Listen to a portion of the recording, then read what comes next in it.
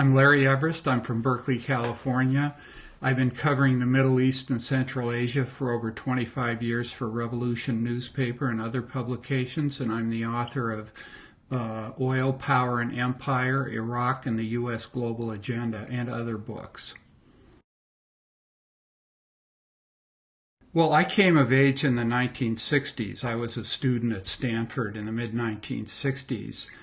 And I think there were three things that put me on the path that I've been on ever since. First was the fact that Vietnam was being destroyed. Thousands and thousands of people were being killed.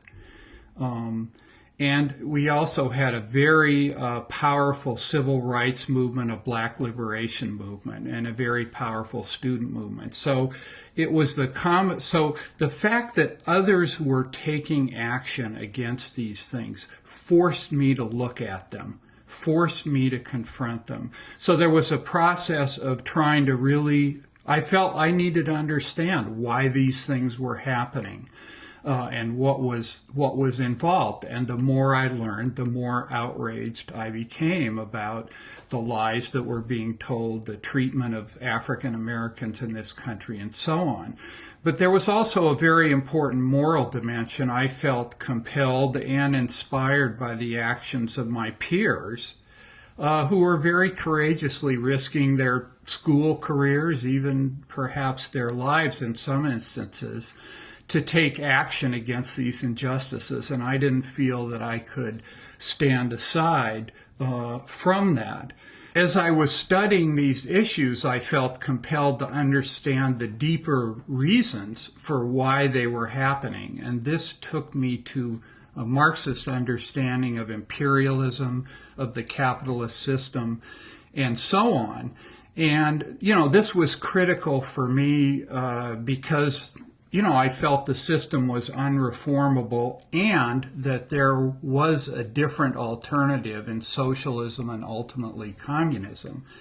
The other thing that's kept me going all these years, and that was actually very instrumental in my development, was going to the third world. I had never been out of the United States until I was in college, and at one point I traveled to Morocco and another point to Hong Kong. And just studying the concept of imperialism, having seen the whole experience in Vietnam, and then going to countries where the vast majority of people are just incredibly impoverished, like nothing I'd ever seen, made me feel this was not something I could turn my back on. I didn't want to live my life where I was living a privileged position at the expense of the great majority, or by turning my back on how the great majority of the people on this planet live. So those were some of the things that impelled me to continue on this course of what I would really call committed revolutionary activism and journalism.